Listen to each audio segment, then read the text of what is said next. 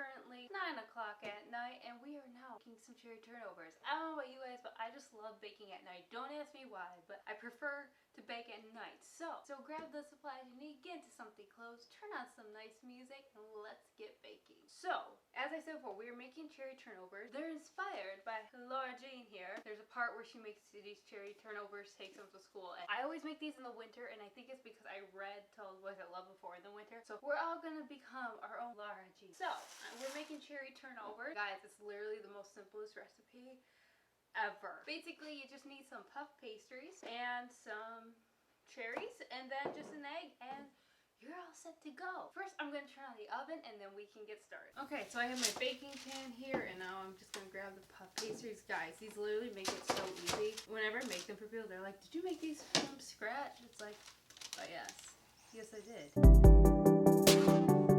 It's best to leave them out to thaw for a little bit. I did not do that, so we're going to see how this happens.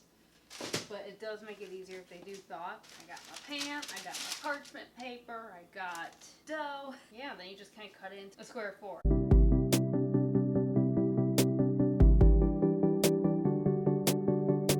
Anyways, guys, when it comes to baking, I am cursed. I'm not gonna lie. One of two things either happens. Either A, I get halfway through a recipe and I'll have every single ingredient and then I'll realize I didn't have one ingredient.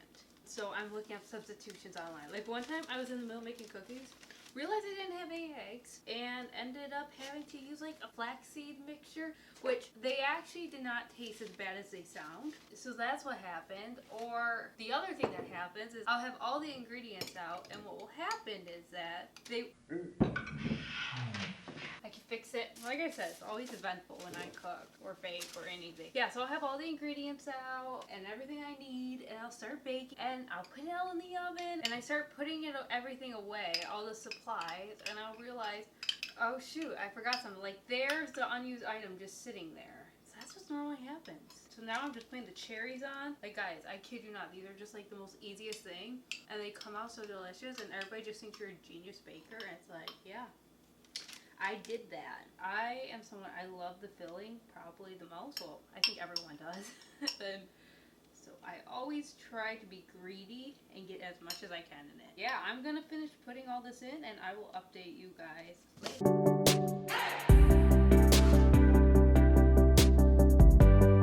Okay, now I'm gonna do the tricky part. This literally is the tricky part because if the dough isn't properly thawed, it's not the best. So basically you just fold it and you get your classic turnover shape.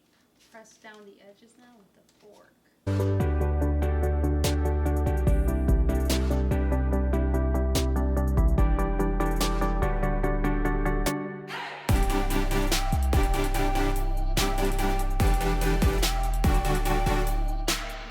So I always like to joke that if I had a cooking show of any sort, it would be called I Try, because that's me when I cook.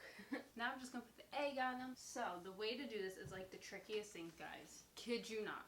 Okay, it's really not. So now you just do the egg whites for top, basically so they don't like explode in the oven. Let's see if I can get this. Sometimes I get it, sometimes I don't.